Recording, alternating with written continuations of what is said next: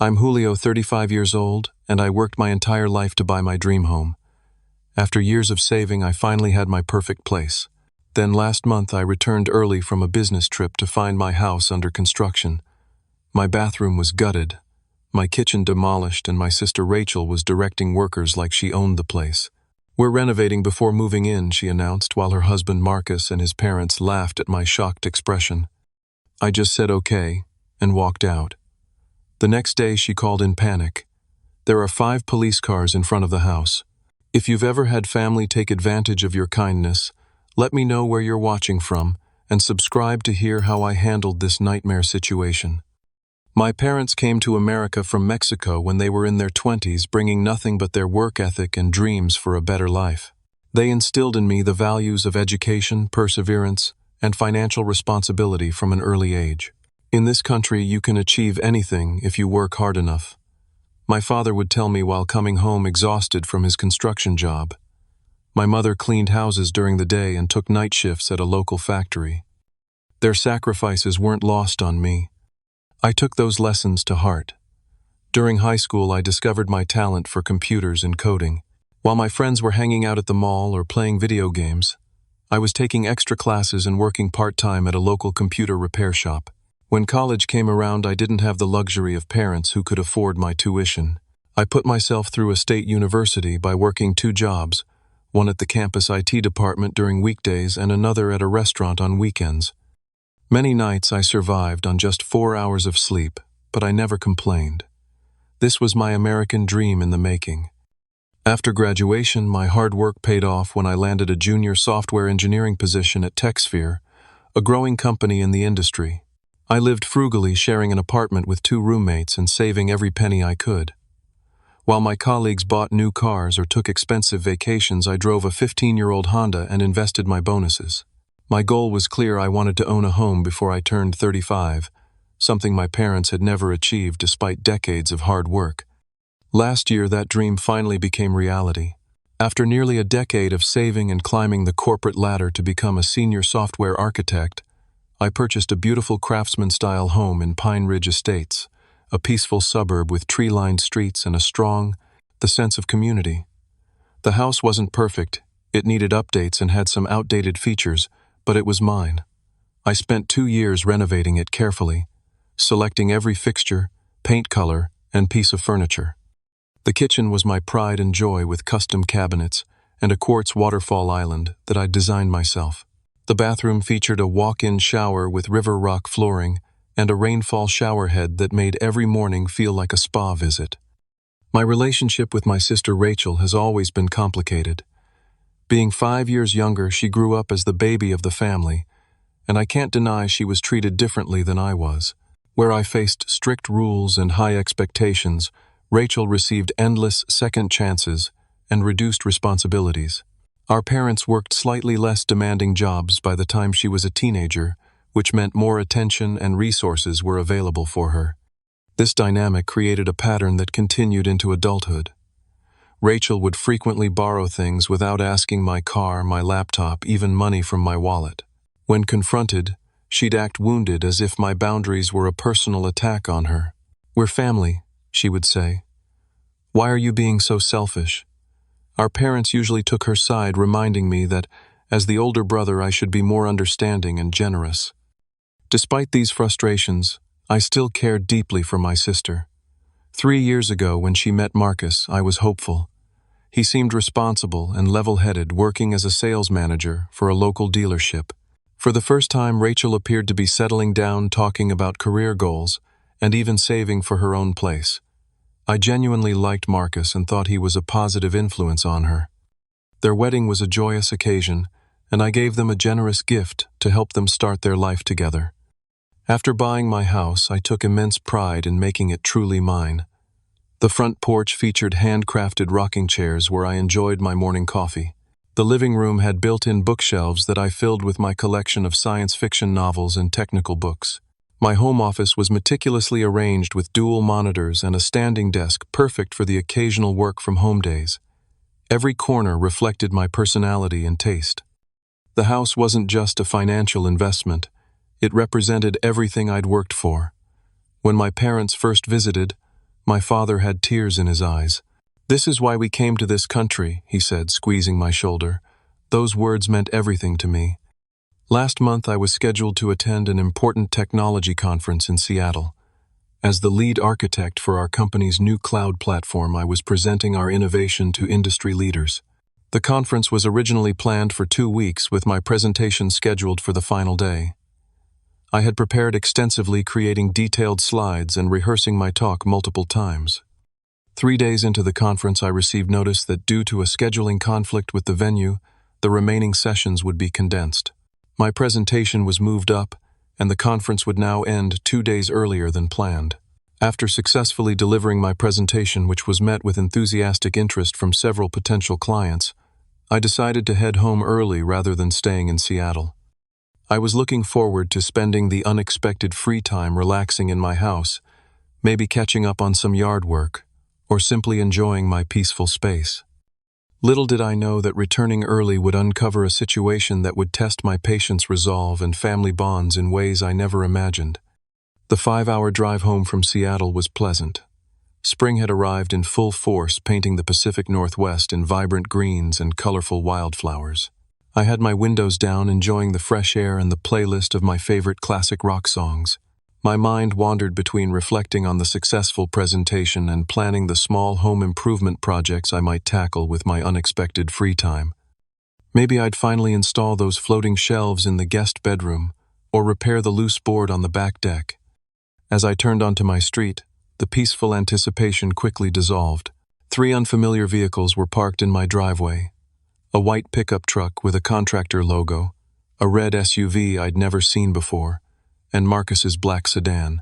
My first thought was that perhaps Rachel and Marcus were visiting and had brought friends, but something felt off. Why would they be at my house when they thought I was away? Approaching my front door, I heard unusual sounds, the high-pitched whine of power tools hammering, and multiple voices calling to each other. My stomach tightened as I inserted my key and pushed the door open. The entryway that normally welcomed me with warm beige walls and a tasteful console table was now cluttered with drop cloths, toolboxes, and building materials. A fine layer of dust covered everything. The hardwood floors I had painstakingly refinished were scratched in several places from what looked like something heavy being dragged across them. Following the noise, I first went to the bathroom off the hallway. What I saw stopped me in my tracks. My beautiful bathroom with its custom tile work and glass shower door had been completely gutted. The shower was nothing but exposed studs and pipes, the vanity was missing, and the toilet had been removed, leaving just a hole in the floor with a rag stuffed into it. A middle-aged man in work clothes was measuring the space, making marks on the bare drywall. In shock, I continued to the kitchen. If the bathroom was bad, the kitchen was a disaster zone. My beloved custom cabinets had been ripped from the walls, leaving gaping holes where the anchors had been. The quartz countertops were gone. My refrigerator and range had been disconnected and pushed to the center of the room. 2 workers were discussing something about plumbing lines while gesturing at an exposed wall. My prized possessions hadn't escaped either. The vintage record player my grandfather had given me, normally displayed on a special shelf, was now sitting precariously on top of a stack of boxes. Family photos had been removed from walls and piled haphazardly on the dining table. My collection of signed first edition books had been shoved into a cardboard box labeled Julio's Stuff in unfamiliar handwriting. Dumbfounded and increasingly angry, I followed the sound of a woman's voice to my living room. There stood Rachel, holding what appeared to be design plans, directing a young worker about placement for something. She hadn't noticed me yet. Marcus sat in my armchair, scrolling through his phone, while an older couple who I recognized as his parents, Walter and Patricia, stood by the bay window, pointing and discussing something about the space. What the hell is going on here? I finally managed to ask, my voice strained with the effort of not shouting. Rachel spun around, her expression shifting from concentration to surprise. "Julio, oh my God, you're back early." She clutched the papers to her chest, looking momentarily like a child caught misbehaving. Marcus jumped up from the chair, clearly startled. "Hey man, we didn't expect you for another couple days." Walter and Patricia exchanged glances before Walter stepped forward with an outstretched hand. "You must be the brother. Nice place you've got here.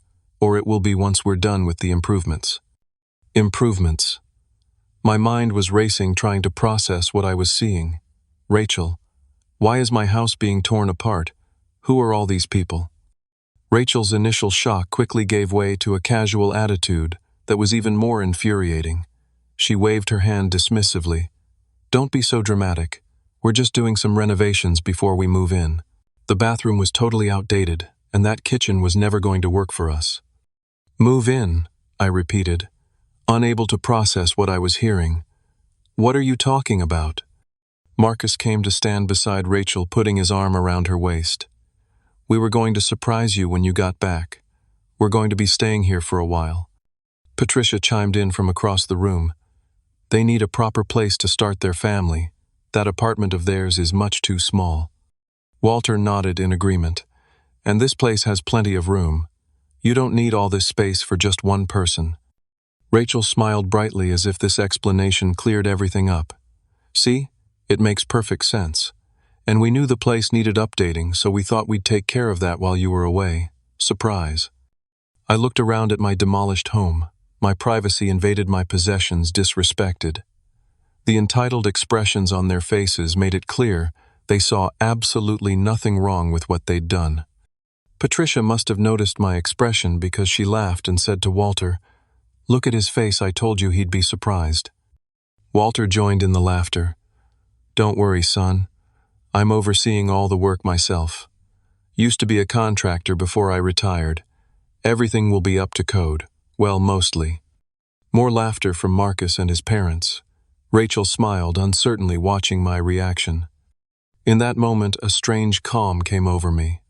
Years of conflict resolution training at work kicked in, reminding me that the worst decisions are made in anger. Instead of the explosive reaction they probably expected, perhaps even hoped for, to paint me as unreasonable, I simply said, "Okay." "Okay," Rachel repeated clearly, thrown by my subdued response. "Yes, okay." I turned and walked back outside to my car, closing the door behind me. Once in the driver's seat, I gripped the steering wheel until my knuckles turned white, taking deep breaths to steady myself. Through the window I could see Rachel and Marcus watching me from the front door, confusion evident on their faces. They clearly hadn't anticipated this reaction. I needed space to think, to process what had happened, and decide on my next steps. One thing was certain: this situation was far from okay, and I had no intention of letting it continue. After composing myself in the car, I texted Rachel to meet me outside. I needed answers without the audience of Marcus's parents and the construction workers. She emerged from the house a few minutes later, looking annoyed rather than apologetic. "What's the problem?" she asked, crossing her arms defensively. "I thought you said it was okay." I kept my voice level. "Rachel, you're tearing apart my house without permission. Nothing about this is okay. I need you to explain exactly what's happening here." Her defensive posture relaxed slightly as she launched into her explanation. Marcus lost his job last month. The dealership downsized, and he was one of the newer sales managers, so they let him go. We couldn't afford our apartment anymore, and we were trying to figure out what to do. "And you didn't think to call me and ask for help?" I asked. "We did something better," she continued, a hint of pride in her voice. "Walter and Patricia suggested we move in with you. You have this big house, all to yourself, and family should help family right. But the place needed some updates to work for us, so we thought we'd take care of that while you were gone.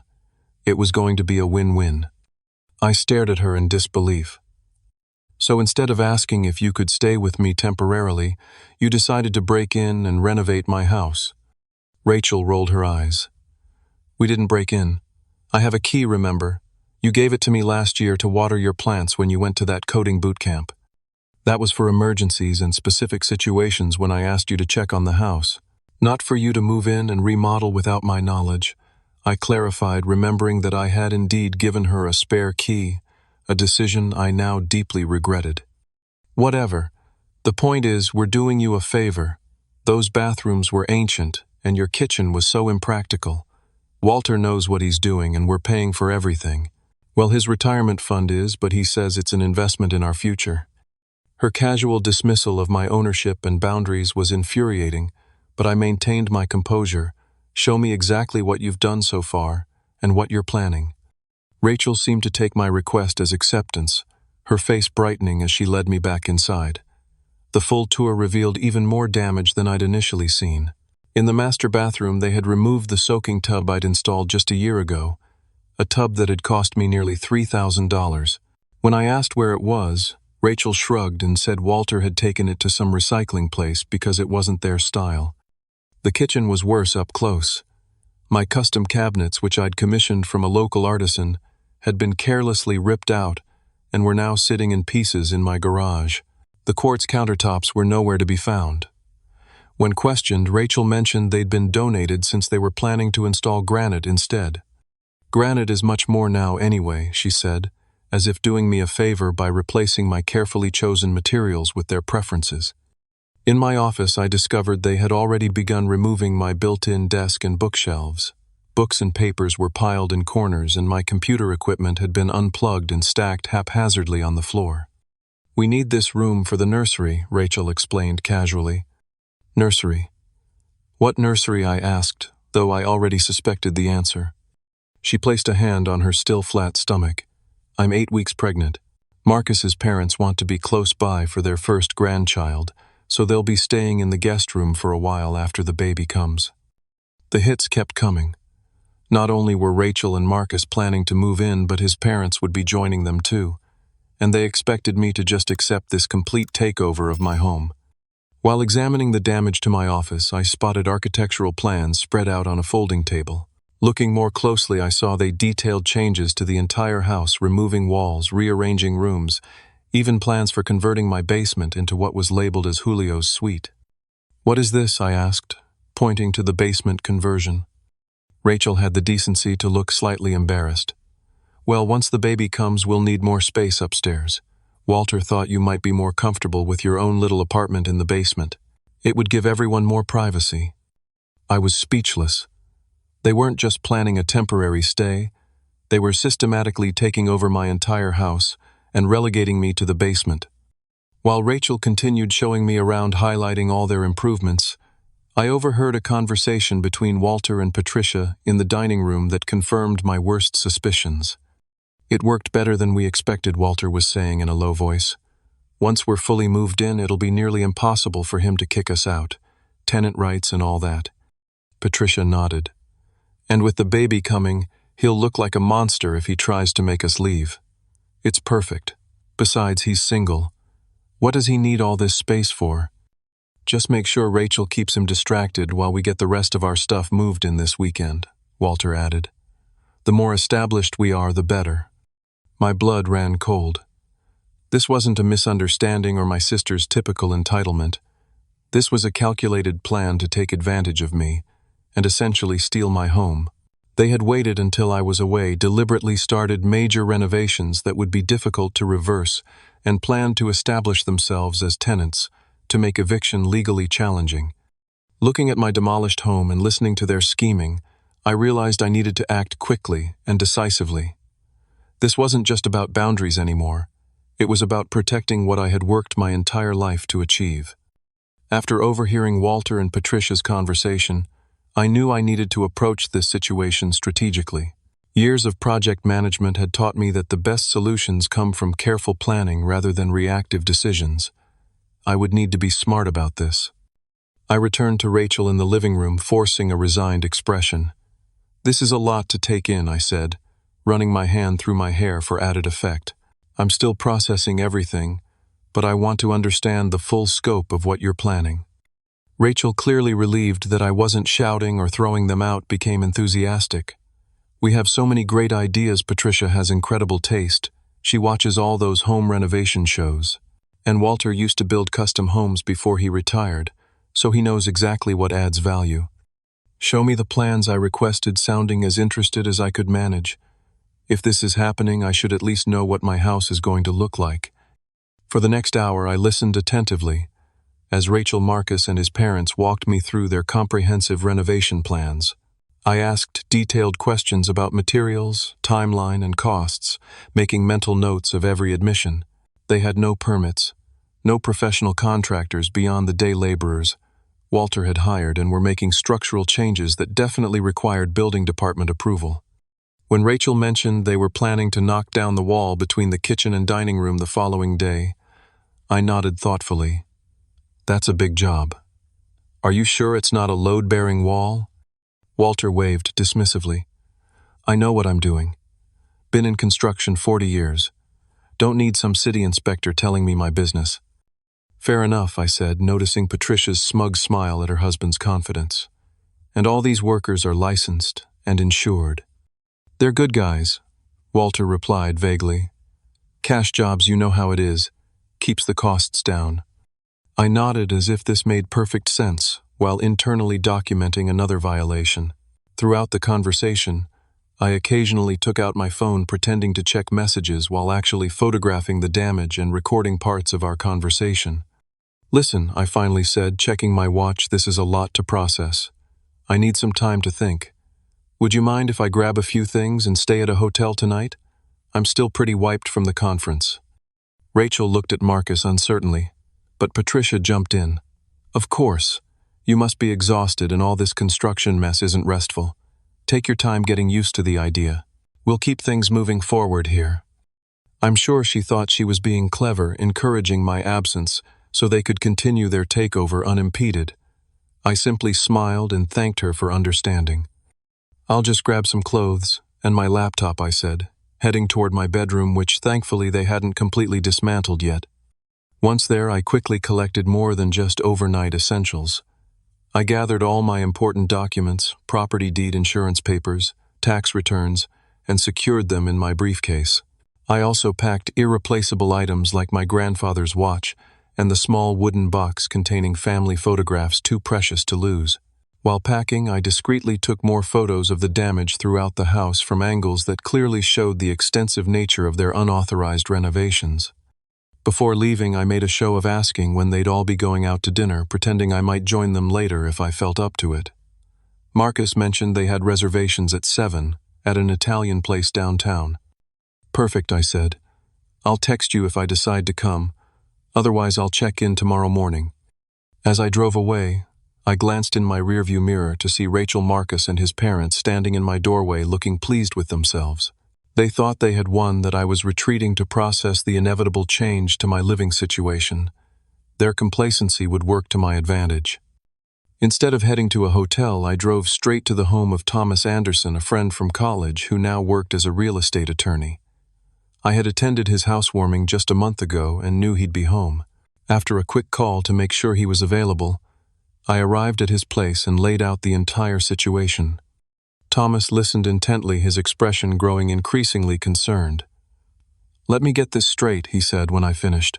Your sister used an emergency key to enter your home while you were away, brought in unlicensed contractors to perform major renovations without permits, disposed of your personal property, and is planning to move her entire family, in all, without your permission. That's exactly right, I confirmed. And based on what I overheard, they're deliberately trying to establish tenancy to make it difficult for me to remove them later.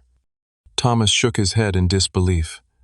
This is unbelievable, but unfortunately not uncommon. Family disputes over property can get incredibly messy. The good news is you've caught this early and have clear documentation of unauthorized entry and property damage. We spent the next 3 hours developing a comprehensive plan. Thomas advised me to contact my homeowner's insurance immediately to report the damage.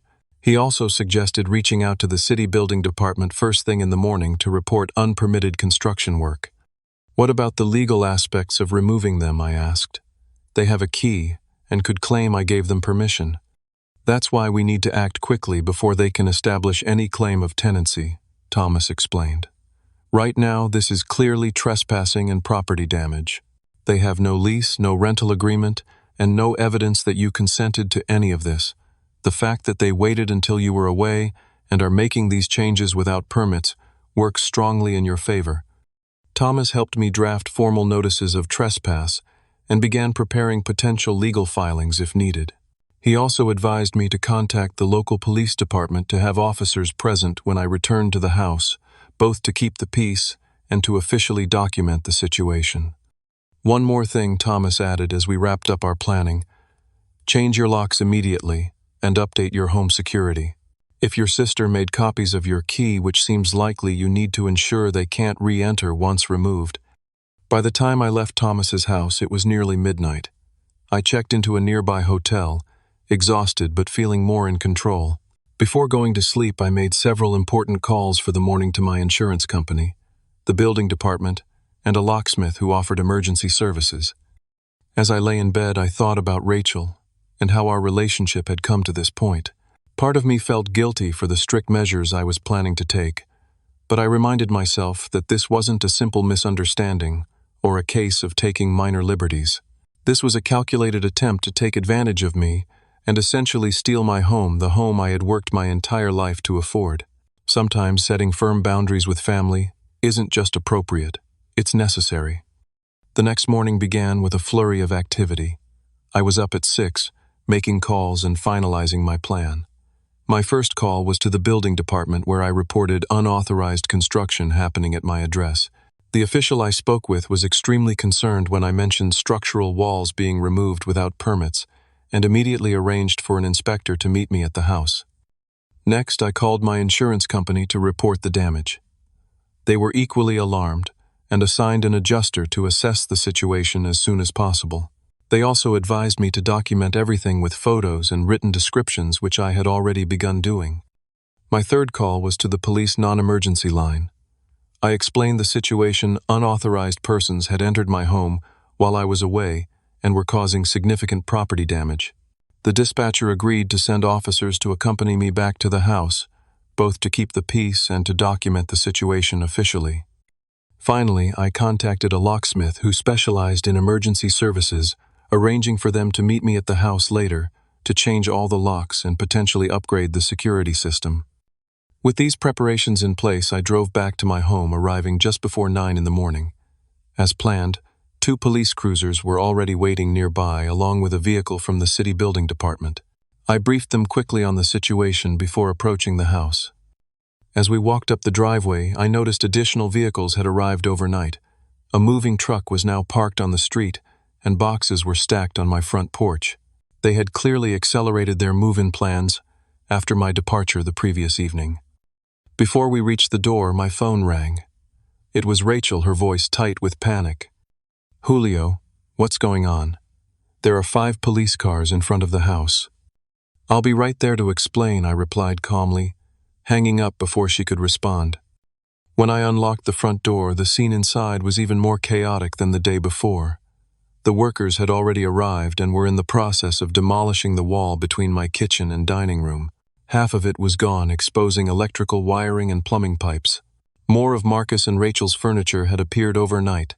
Their couch was now in my living room, and boxes labeled kitchen and bedroom were stacked throughout the house. Rachel, Marcus, and his parents stood in the entryway, their expressions shifting from confusion to alarm as they saw the officers and building inspector behind me. "What is this?" Marcus demanded, stepping forward. "Why are the police here?" I remained calm and professional. "I've brought the authorities to address the unauthorized construction and property damage happening in my home." The building inspector stepped forward, introducing himself, and immediately expressing concern about the exposed wiring and partially demolished wall. "Is there a permit for this work?" he asked, already knowing the answer. Walter puffed up his chest. "I'm supervising this job personally. Been a contractor for 40 years. May I see your current contractor's license and the approved permits for this project?" the inspector asked. Walter's confidence faltered. "We're just doing some family renovations. Didn't think we needed all that red tape for helping out my son-in-law's brother." "Sir, any structural modifications, electrical work, or plumbing changes require permits," the inspector explained firmly. "And only licensed contractors can legally perform such work. I'll need all construction to cease immediately while I inspect the property for code violations and safety hazards." As the inspector began his assessment, one of the police officers turned to me. "Sir, can you clarify who owns this property and who is authorized to be here?" "I am the sole owner," I stated clearly. "I purchased this house last year. These individuals entered without my permission while I was away on business and began renovations without my consent." Rachel jumped in, her voice rising. That's not true, we had permission. Tell them, Julio. You gave me a key.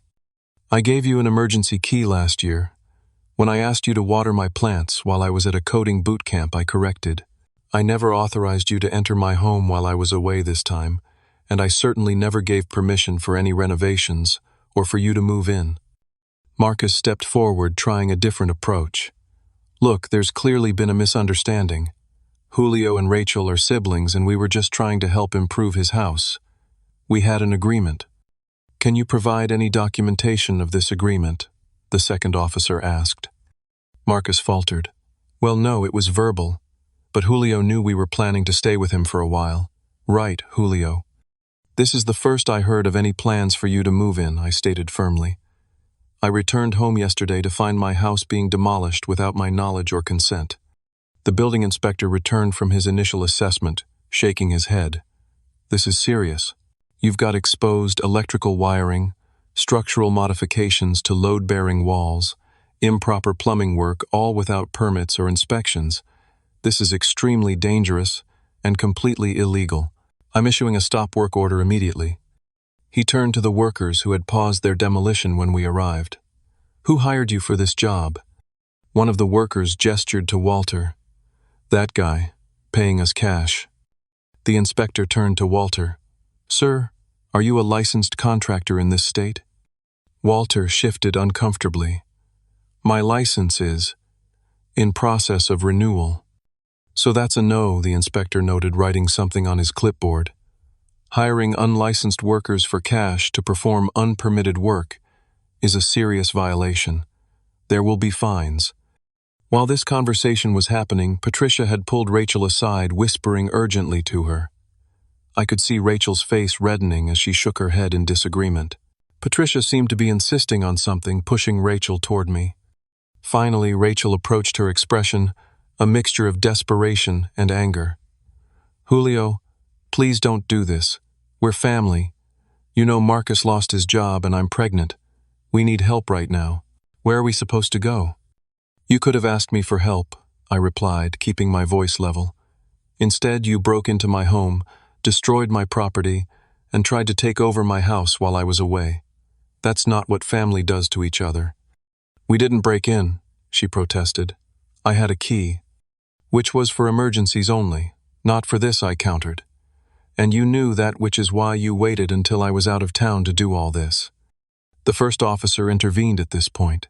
Ma'am, using a key that was provided for a specific limited purpose to enter a property without the owner's knowledge and consent, especially to cause property damage or make unauthorized changes, can still constitute unlawful entry. Rachel's strategy quickly shifted to emotional manipulation. So you're just going to throw your pregnant sister out on the street? Mom and Dad would be so ashamed of you right now. I'm not responsible for the situation you've created, I said firmly. And I think Mom and Dad would be more ashamed of someone who tries to take advantage of family and steal their home. Walter stepped forward, his face flushed with anger. Now listen here. We've already invested thousands in these renovations. You can't just kick us out after we've put money into this place. Actually, he can, Thomas said, arriving right on cue. I had texted him when we reached the house, and he had come to provide legal support. Mr. Vega is the legal owner of this property. You have no lease, no rental agreement, and no legal right to be here or to make any modifications to his property. In fact, what you've done constitutes trespassing, property damage, and potentially criminal mischief. Who are you? Marcus demanded. Thomas Anderson, attorney at law, he replied, handing Marcus his card. I represent Mr. Vega in this matter. The atmosphere grew tenser as Walter realized the seriousness of the situation. This is ridiculous. We're family. You can't bring lawyers and police into a family matter. You brought contractors and demolition crews into my home without permission, I replied calmly. This stopped being just a family matter when you decided to destroy my property. The officers, having assessed the situation, approached Rachel, Marcus, Walter, and Patricia. Based on the homeowner's statements and the evidence of unauthorized construction, we're going to ask all of you to leave the premises immediately. Any personal belongings can be collected under our supervision, but the construction needs to stop now, and you need to vacate the property. Rachel's face crumpled, tears welling in her eyes. "Where are we supposed to go? You know we can't afford our apartment anymore."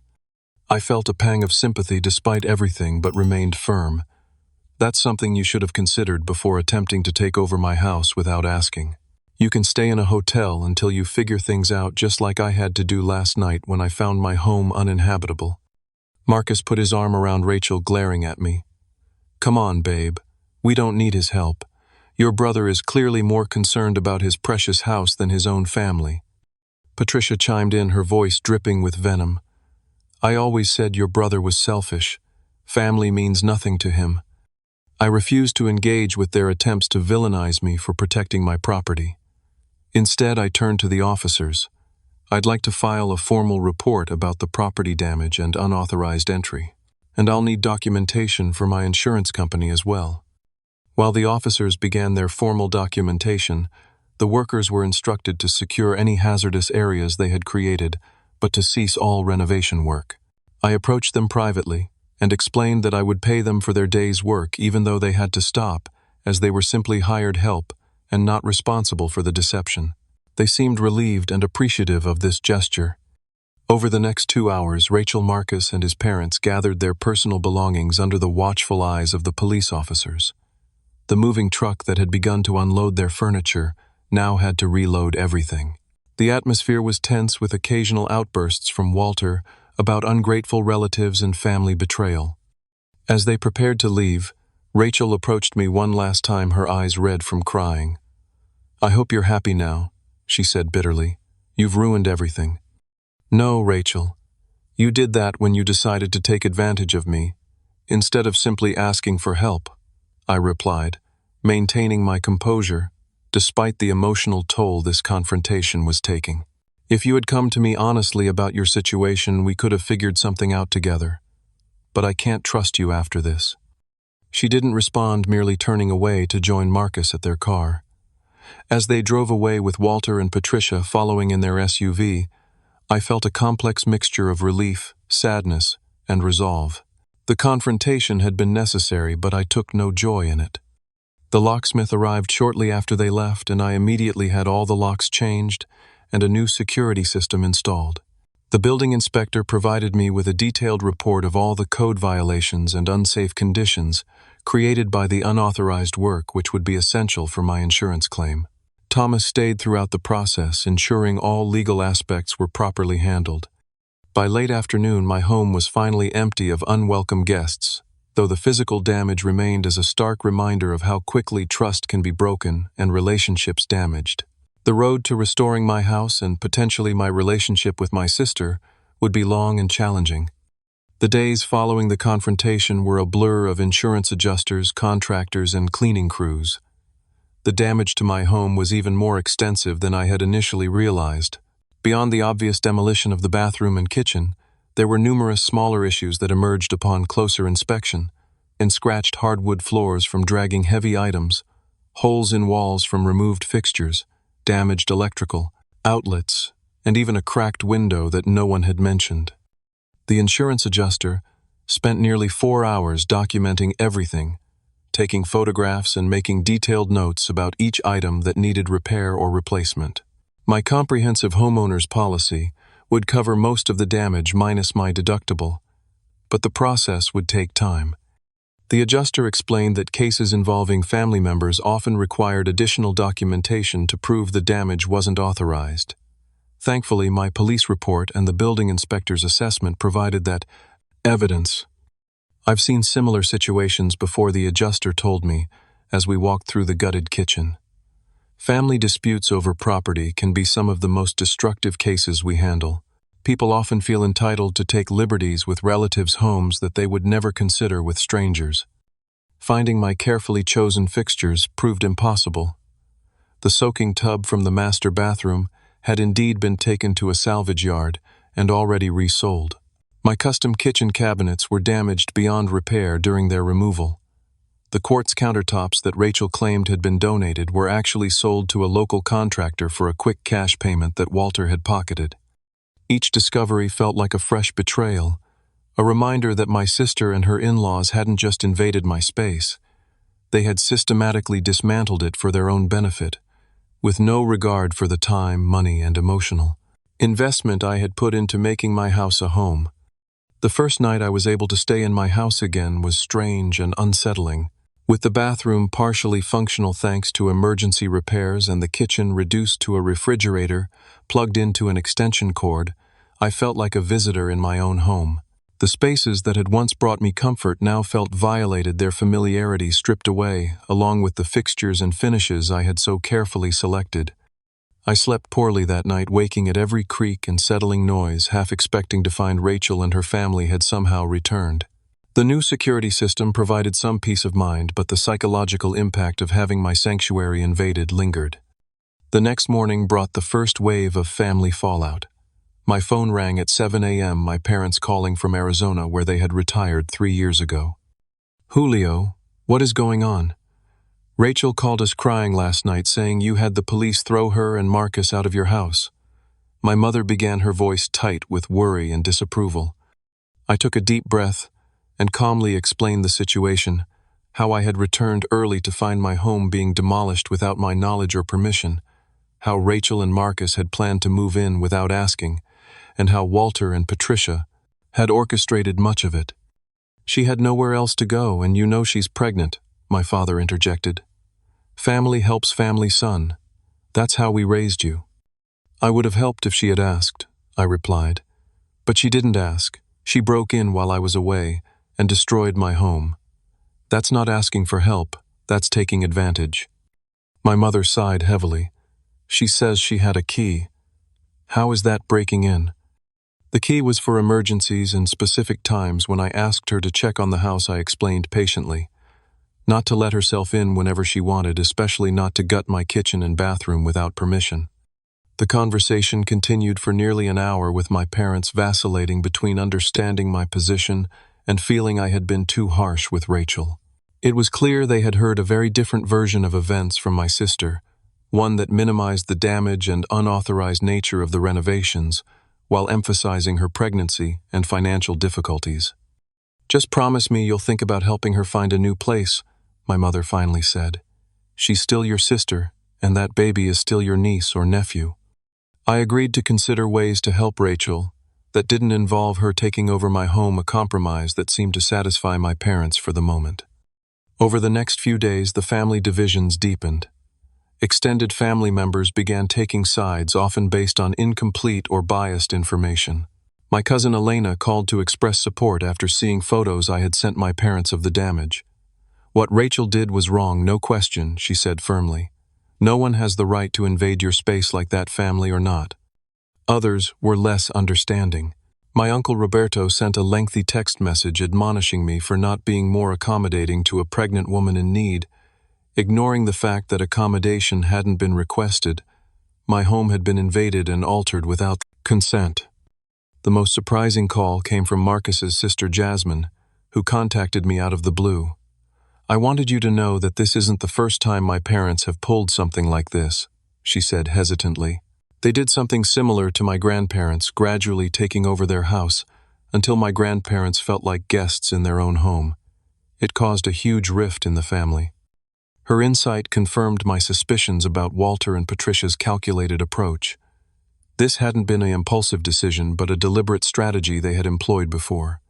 While navigating this emotional terrain, I was also coordinating the physical rebuilding of my home. The insurance company approved my claim, allowing me to hire legitimate contractors to begin repairs. The process was slow and expensive. Even with insurance covering most costs, there were upgrades and permits that came out of my pocket. The building inspector had found several issues that needed to be brought up to code problems that had been created by Walter's careless approach to construction. Friends proved invaluable during this period. Thomas continued to provide legal advice, especially when Walter threatened to sue me for the money he had invested in the renovations. My college friend Miguel, who worked in construction management, helped me find reputable contractors and negotiated better prices on materials. Another friend, Diana, spent an entire weekend helping me clean and organize the areas that weren't under construction. As the physical rebuilding progressed, I discovered additional evidence of just how calculated Rachel and Marcus's plan had been. A neighbor mentioned that Rachel had introduced herself as the new homeowner weeks before the incident, explaining that her brother was selling her the house since he was relocating for work. Another neighbor had been told a similar story about me accepting a job in Chicago and letting family take over the mortgage. More disturbingly, I found several pieces of mail addressed to Marcus and Rachel that had been delivered to my address and neatly filed away in a drawer: bills, bank statements, even a voter registration confirmation. They had been establishing residency at my address long before the actual attempt to move, in creating a paper trail that could have complicated an eviction process had they succeeded in their plan. These discoveries strengthened my resolve to maintain firm boundaries with Rachel and her family, despite the ongoing pressure from some family members to reconcile and put this behind us. This hadn't been a misunderstanding or a well-intentioned mistake. It had been a deliberate attempt to take advantage of me and essentially steal my home. 3 weeks after the confrontation, with my kitchen and bathroom still under reconstruction, I received a text from Rachel. It was the first direct communication since the day the police had escorted her from my property. "I found an apartment," she wrote. "Not as nice as what we had before, but it's something. Thought you should know since Mom keeps asking if you're helping us." I replied cautiously, "I'm glad you found a place. Let me know if you need help with the security deposit or first month's rent." Her response came quickly. "We don't need your charity. Just thought you'd want to tell Mom you can stop feeling guilty now." The message stung, but it also reinforced that Rachel still didn't understand or acknowledge the inappropriateness of what she had done. In her mind, I was the villain who had failed to help family in need, not the victim of a calculated attempt to take over my property. With each passing day, as the contractors slowly restored my home to its original state, or as close as possible, given some fixtures couldn't be replaced exactly, I began to reclaim my sense of ownership and security. New locks, a comprehensive security system, and careful attention to who had access to my property became my new normal. The experience changed me in ways I hadn't anticipated. My natural inclination to help family remained, but it was now tempered with a clearer understanding of boundaries and the importance of protecting what I had worked so hard to achieve. Trust, once broken, proved difficult to rebuild, especially when the other party refused to acknowledge the breach in the first place. 1 year has passed since that shocking day when I returned early from my business trip to find my house under unauthorized renovation. The physical restoration of my home was completed 6 months ago, though some things could never be exactly the same. The new kitchen cabinets, while beautiful, don't have the same handcrafted details as the originals. The bathroom tile pattern I loved is no longer manufactured, so I had to select something similar but not identical. These small differences serve as daily reminders of what happened, though they no longer carry the sharp sting they once did. The impact on my family relationships has been more complex and enduring than the physical damage to my home. For the first 3 months after the incident, Rachel and I didn't speak at all. My parents tried to mediate, arranging a family dinner that ended with Rachel walking out when I refused to apologize for involving the police. Marcus remained hostile, blaming me for their financial struggles, rather than acknowledging his own role in the situation. Walter and Patricia cut off all contact with me, though I heard through family channels that they faced legal consequences for the unpermitted work and operating without a valid contractor's license. The fines they incurred apparently strained their retirement savings, leading to additional tension between them and Marcus. Gradually, tiny steps toward reconciliation began to emerge. When Rachel reached her 3rd trimester, she sent me a sonogram picture with a brief note. "Thought you might want to see your future niece." It wasn't an apology, but it was an acknowledgement of our continued family connection despite everything that had happened. I responded with a gift card to a baby store and a simple message of congratulations. This small exchange opened the door to cautious, limited communication. When my niece Sophia was born 4 months ago, Rachel allowed me to visit them in the hospital, a tense but important moment of family reconnection. My parents finally came to understand my perspective better after visiting my fully restored home and seeing photographs of the damage that had been done. "I had no idea it was this bad," my father admitted, surveying the before and after pictures. "Rachel told us it was just some minor updates." The experience forced me to establish clearer boundaries with all family members. No one has a key to my home anymore except for a trusted neighbor who checks on things when I travel. I installed a smart doorbell system that allows me to monitor who comes to my door even when I'm away. These security measures aren't just physical protections, they represent a psychological boundary that I now recognize as healthy and necessary. Working with a therapist helped me process the complex emotions surrounding the incident. Initially, I struggled with guilt for involving authorities in a family matter, despite knowing I had every right to protect my property. The therapist helped me recognize that my sister's actions were a continuation of childhood patterns where boundaries were ignored and my possessions weren't respected. Family relationships should be based on mutual respect, not obligation or exploitation. My therapist explained during one particularly insightful session, loving someone doesn't mean allowing them to take advantage of you. This perspective helped me find balance in how I approached rebuilding my relationship with Rachel.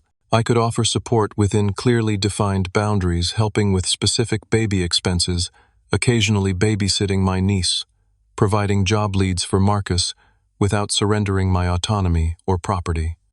3 months ago, Rachel finally acknowledged in her own way that what they had done was wrong. We were sitting on my newly restored back deck, while Sophia napped inside, and she said quietly, "We should have just asked you for help. I know that now." It wasn't a full apology, but it was progress, an admission that their approach had been inappropriate. I simply nodded and said, "Yes, you should have." We left it at that, neither of us ready to fully dissect what had happened, but both recognizing it as a turning point in our adult relationship. My relationship with Marcus remains strained. He found a new job at a different dealership, but still harbors resentment about how events unfolded. His parents rarely come to visit Rachel and Sophia at their apartment, having relocated to a retirement community in Florida shortly after the incident.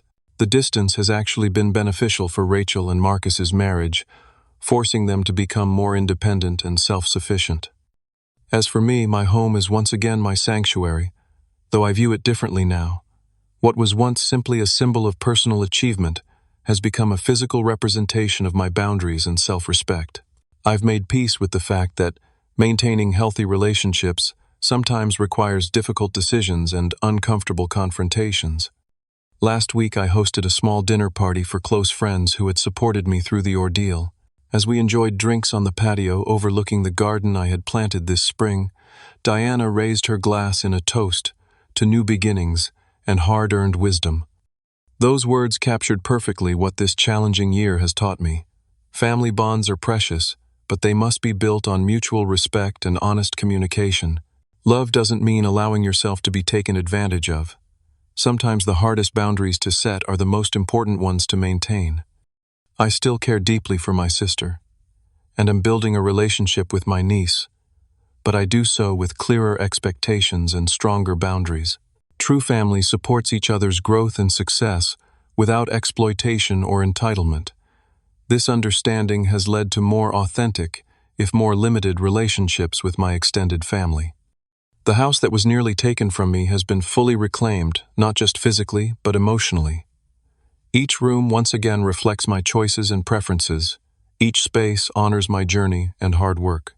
And most importantly, I've reclaimed the peace of mind that comes from knowing that my boundaries will be respected because I've learned to stand firm in protecting what matters to me. Have you ever had to set difficult boundaries with family members who cross the line? I'd love to hear your experiences in the comments below. Sometimes the hardest conversations lead to the healthiest relationships. Don't forget to like and subscribe if this story resonated with you, and share it with someone who might need encouragement in setting their own boundaries. Thank you for listening to my journey. And remember, loving someone doesn't mean letting them walk all over you. Take care of yourselves and each other.